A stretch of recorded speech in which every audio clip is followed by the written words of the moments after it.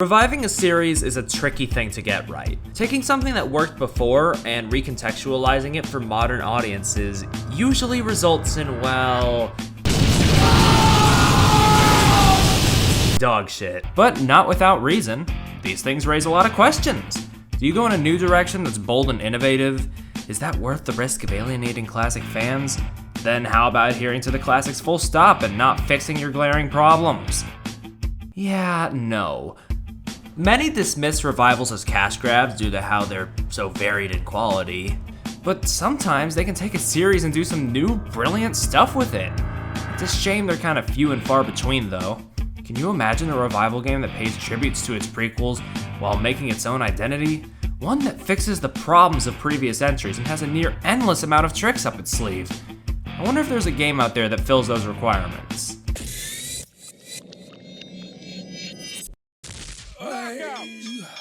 Alright, that works. Punch-Out Wii is a knockout revival. It took a dedicated studio and one hell of a defibrillator. The Next Level Games actually gave this series a new spark. But the question one would have is, how? How the heck do you take a one-hit wonder of a franchise like this and bring it back with such a punch? Well, let's stop beating around the bush and, okay, that's enough boxing puns. Let's dig into why Punch-Out Wii works so damn well.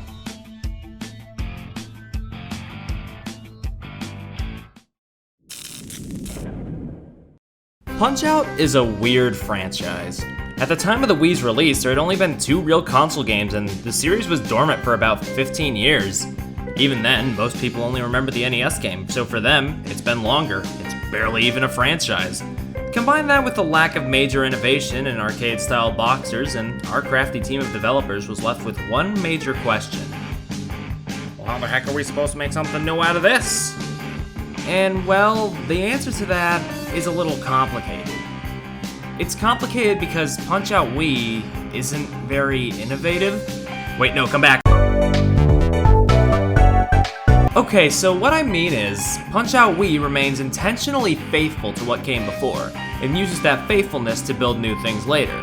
There's no unnecessary plot, no big in-your-face gimmick, none of that. But that's okay, and I vastly prefer this approach over the game developers dangling keys in front of the player's face saying, hey, look at all these new things! You're just a guy punching other guys to be the champ. It's about as simple as it gets. The simplicity in its format was key to the game in some ways.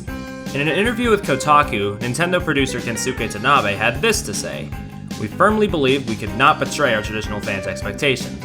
We consulted with Next Level Games and decided to follow the overall design of the NES title in every aspect of the new one. And with that in mind, the game accomplishes that feat with flying colors. From what I can tell, almost every trick from the original games has been preserved. You can still knock down Glass Joe after his little taunt, and Bald Bull's charge attack is still a risk-reward frenzy that pops a few blood vessels. But it's not just in that design philosophy that Punch-Out Wii stands tall. In another act of faithfulness, you don't have to use motion controls to fight." Okay, that sounds like a half-assed compliment, but for real, in the Wii era, this was a huge problem. A lot of games had to have motion controls, and while some games worked well with that, some were definitely shoehorned in. However, in Punch-Out Wii, the sideways Wii remote works just fine. D-pad movement, a literal 1-2 punch, and that beast of a star punch gets the A button. Now that's power, and it feels like it was built for this way too. You can still use motion controls if you so desire, or even add the Wii Fit balance board if you hate fun. But the fact that there are options here at all shows that there's accessibility in mind here, and that is always appreciated. But let's dial it back a little bit. How about that Star Punch, huh? This is where new wrinkles start to come up in the gameplay, and how this Wii boot stands not only tall, but separate from what came before it. In the NES Punch-Out, you could hold on to stars, getting them from performing risky blows to your opponent or whacking them during taunts. That part is retained in Punch-Out Wii, but the punch itself is where it differs. While the NES game only uses one powerful punch at a time, holding a max of 3, Wii makes the stars stack. You can stack up to 3 stars for an absolute whopper of a punch, but if you get hit before you use it, boom, all your stars are gone. This adds more urgency to the star punch than what was present before.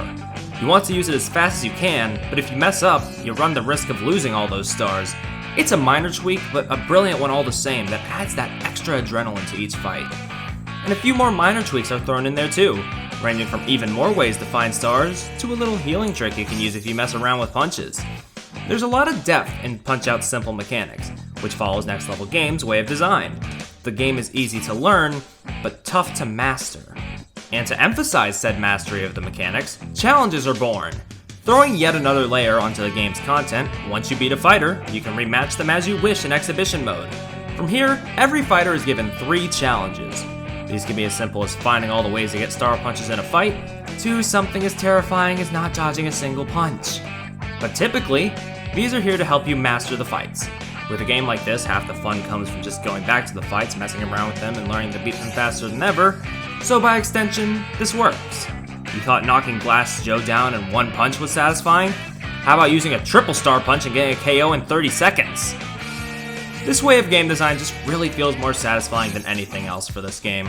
While there's no extrinsic rewards besides a gallery and jukebox, there's a lot more to be said about the intrinsic value of the challenges. By learning about your opponents, you get to blast through them even stronger than before. That, in and of itself, is a dang good reward. Hell, the game has such well-defined sound cues and patterns that some people have been able to play this game blindfolded. If that doesn't show how razor sharp this game's design is, I don't know what will. Or maybe that just shows some people's dedication. Do you want to know how much time you had left on that round? Slightly over 10 seconds. Yeah. But that's not the only way the game lets you learn about your opponents. Here's where the gloves come off. Up until now, everything I've mentioned has more or less been pulled straight from the base of the NES game, remastered from that groundwork, with the exception of the challenges. But now, here's where Punch-Out Wii really makes a name for itself. It's time to delve into the artsy side of the fight.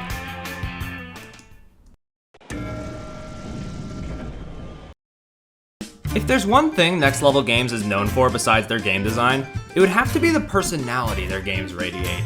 If you've seen anything from the Mario Strikers series or Luigi's Mansion 2 or 3, you've more than likely seen how this goes. Next Level really likes to prod a little deeper in the simple characters, giving them extra animation detail that, while not high literature or anything, really helps add a bit more depth to characters that had almost none before. Luigi's cowardice becomes more believable. Peach has an attitude, while Luigi... And Punch-Out Wii expands on its characters through a very similar method. By no fault of the original, the NES Punch-Out was a little lacking in this department. But that was 22 years before the Wii boot. In 2009, with improved tech and animation, Punch-Out Wii finally gives the characters the extra depth that was missing before. Now under the roof of the World Video Boxing Association, or WVBA for short, every fighter has moves that bleed personality, painting a picture of what they're like while giving plenty of cues for dodging. Von Kaiser's jittering before every punch, showing his repressed trauma. King Hippo's blunt, brutish movements, showing how he's a no-nonsense animal of a fighter. Disco Kid literally dancing around the ring as he fights? It's all such a delight. And the best part is it doesn't even end there. Before every fight, you get little slideshows of the characters, which are all drawn wonderfully. Whether made to amuse or intimidate, there's not a bad one in the bunch. Even more impressive here, though, is the voice cast. Having fighters from all around the world, every single one of them have actors that come from their place of origin. And on top of that, they're all performed wonderfully from what I can tell. They'll taunt you in their native language, perform special moves that are all their own, and they each even have their own reactions to the Star Punch. And when you refight them in exhibition mode, they all have their own remix of the Punch-Out theme.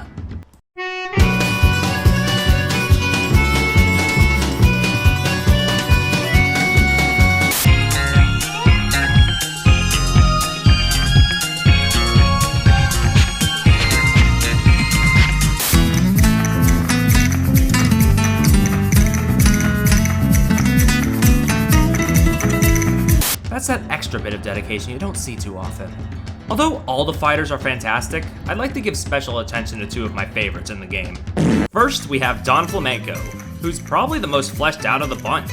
Hailing from Spain, Don is a bit of a ladies' man, and a bullfighter. Because of this, he uses taunts and delayed attacks in order to bait you into attacking him before you should. He's got this absolute sense of ego about him, as if he's on top of the world. But you can crack that ego.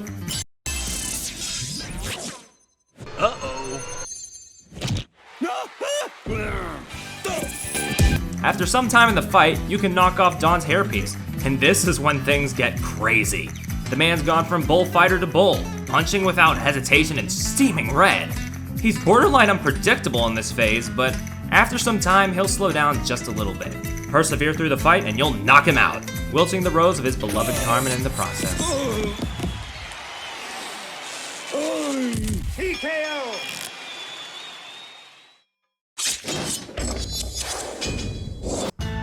On the other end, however, is Aaron Ryan, and oh boy, what a character. Remember earlier when I mentioned how questionable next level games made Waluigi and Mario Strikers?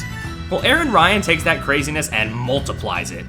If you didn't know how to intercept punches before, this fight will make you learn how to do so. He's quick, jittery, and probably masochistic.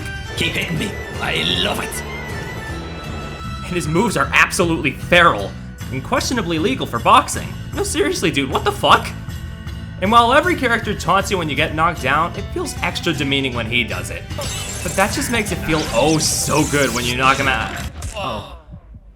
Oh no, he's dead. TKO! Even past these examples, all the fighters are great fun in one way or another. And even beyond the fighters, there's more minor details I haven't touched on. The dynamic camera moving the focus on the action when you stun an opponent, the way that bruises and bandages pop up on every fighter as you pummel them. Through this polish, alongside the way that characters move and act, no two fights feel the same. This game manages to give off the feeling of a living, breathing world, despite only being set in a boxing ring most of the time. You form rivalries with certain fighters as you master your dodging, wondering which fighter will be the one to break your streak of victories, all the while bonding with your coach, Doc Lewis. Oh, I can't believe I went until now without mentioning him. As Mac's coach, Doc Lewis was a former fighter in the WVBA himself. He can give you tips on fighters between rounds or just be a complete goofball. He adds a certain charm to Mac's side of the ring. Since Little Mac is a silent protagonist, you get a lot out of his relationship with Doc due to how he talks with Mac, strengthened further by Riley Inge's fantastic performance. It's almost a father-son type of deal. Blast Joe? What kind of title name is that? This is seen even more in the WiiWare expansion for the game, Doc Lewis's Punch-Out, where you fight the man himself. Being able to train with your coach, seeing him put up a fight while giving you some heart-to-heart combos, it's just really charming. Son, you got to give 110% out there. I know mathematically it's only possible to give 100%, but you got to squeeze that extra 10% out there for me, Mac. It's nothing big, but it's telling just how much effort Next Level put into this project. I mean, even the WiiWare game was fantastic. Or I guess it's... This chalklicious. Hey, stop that. No! Now you done it. You won't like Doc when he's angry.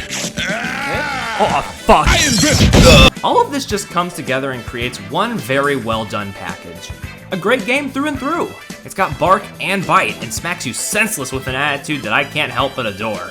If this were everything, it'd be a little short, but really polished and well made all the same. But that's not everything. After defeating all 13 fighters in the main game, the game gets bigger.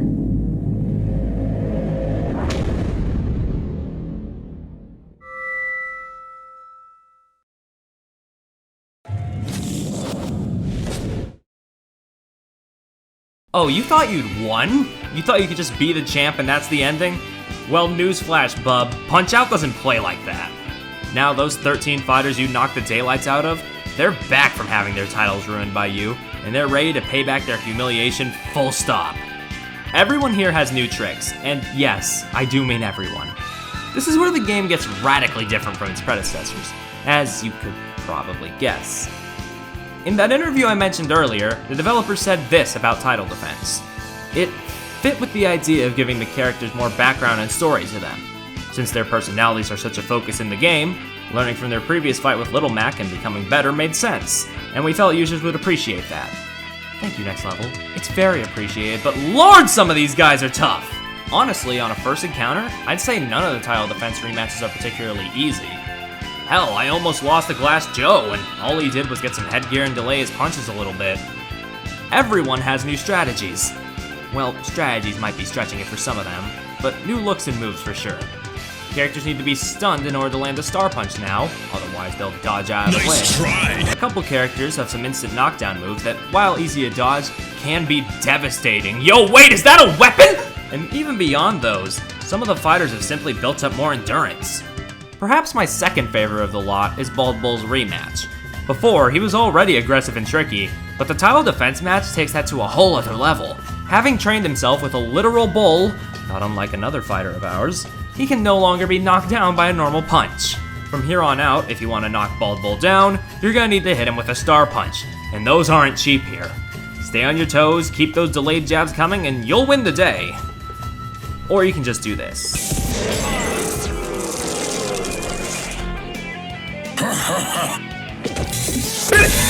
On the other side of the scale though, sometimes fights get to be a little too much. Soda Popinski's rematch in particular might be my least favorite fight. His gimmick in title defense is that the more punches he misses, the more you can hit him in a combo. He misses once, you can hit him twice. He misses twice, you can hit him thrice, and so on and so forth. However, he also gets faster, and after a couple knockdowns, he sort of ditches any sensible pattern and starts throwing out random crap. While there are ways to knock him down quick, after a certain point, these kind of become meaningless. With how many hits he can get in with only a split second to avoid them, it's hard to get more than 2 punches in a combo when he keeps punching you, resetting your punches, and God, what a bad fight! A blemish on such a wonderful game. No, I'm not bitter because it was my first loss when I was recording footage. But I suppose while we're speaking of losses, title defense actually gives stakes to them. Not huge stakes or anything, but going by a title of the rematches, you can assume what happens when you lose a match. Yes, this means anyone can be the champ, and that's a terrifying thought. But this makes it all the more satisfying once you practice up, belt out some punches, and reclaim the champion's position you rightfully deserve. Woo-wee! I knew you could do it, Mac. You're the greatest of all time, and no one can ever take that from you, baby.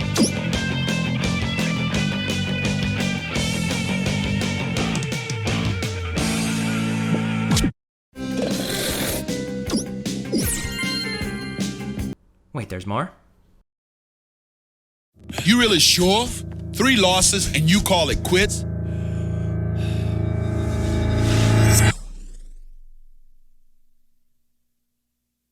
All right then, let's go out on top, kid. It's time to take your place in history. So you've gone beyond becoming the champ and defended your title to boot. What's next? Well, in a strange turn of events, the game sort of becomes an endurance match. Enter Mac's Last Stand, the endgame of story mode. 3 losses and you retire from boxing for good. It's all pretty stressful, but as long as you keep up the fight, it should be fine. Remember your training and you'll go far, kid. While some may call this cheap padding and say that title defense is the true ending of the game, I beg to differ. While it may be slight padding, it has merits. For one, the actual ending and credits lie behind the end of Last Stand. And on the other hand, certain unlockables are hidden behind this gauntlet, including Champion Mode, which you get for winning 10 times in the gauntlet. It's basically a hard mode where every punch can knock you down. Fun times! But beyond that, there's also a secret fighter in here. I wonder who that could be.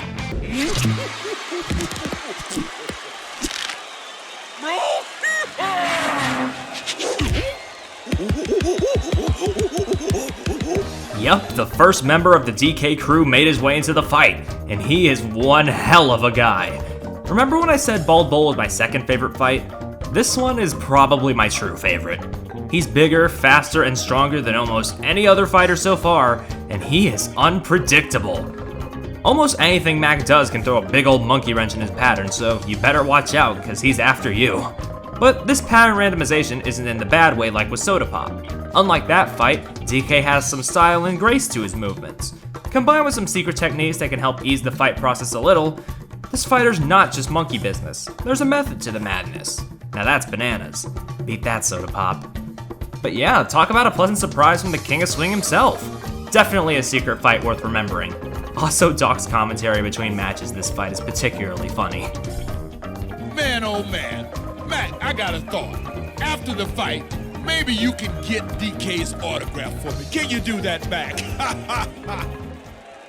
Back on topic though, eventually one will know when to quit, or just lose on purpose. And when that happens, Mac accepts his retirement. Doc has some poignant last words for you as you exit the ring, and it's genuinely really sweet. Listen, son, you've had a great career.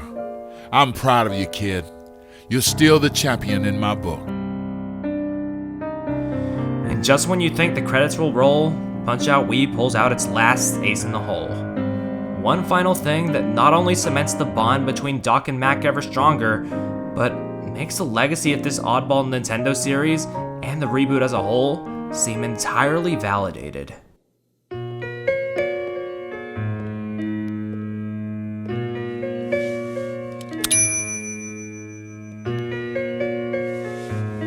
Good job, son. Good job. It's not deep or anything, but it's just a solemn yet wholesome reminder that at the end of the day, these people you've come to know and beat the hell out of, they all have their own stories to tell. Mac's story may be over, but you've created a legacy with his own two hands, an idol to look up to. Even if you lost a lot along the way, who knows what other stories could be told in the future? Maybe a new champ could rise up, but this story is done. I hope that one day, with or without Mac, we can come back to this series for a few more fights. Even if for now, it does seem unlikely. As Doc says, never, ever give up. I mean, what else is there to say, really? Punch-Out Wii did something truly remarkable. Something that, without proof of existence, I might have thought was impossible. With style and substance, hand in hand, this game created a beautiful new future for Punch-Out as a series. And while Mac's story may have come to a close, I still believe that doesn't mean the series as a whole has to stop again. But heck, at the time of this video going out, it's been almost 12 years since this game, and besides its re-release on Wii U, there's been no real sign of Punch-Out anywhere for Nintendo or Next Level games. Outside of Smash, anyway. I kinda find that strange too. I mean, as far as I can tell, the game was received really well, both commercially and critically. But I suppose both parties are busy nowadays with other ventures. No time to pay attention to the smaller successes. Although, I can't complain on Next Level's end. Happy to see they finally found the big hit they deserve with Luigi's Mansion. But part of me still feels a little wanting. Not by much, but I can't help myself. This is a game that's been close to me for years now. One that I can pick up and play over and over again. Every time I replay, I find new secrets, and those motivate me to get even better at the game. While again, it's nothing terribly rich or deep, it's mechanically one of the most rock-solid, satisfying games I've ever played. It took what worked before and made it its own, letting the world know that yes, Punch-Out can still work now, and even better than it did before. I can only hope that sometime in the future, we can get another return to this wonderful, punchable world. Or at least remaster the Wii game and add the dogfight in there. Come on! No!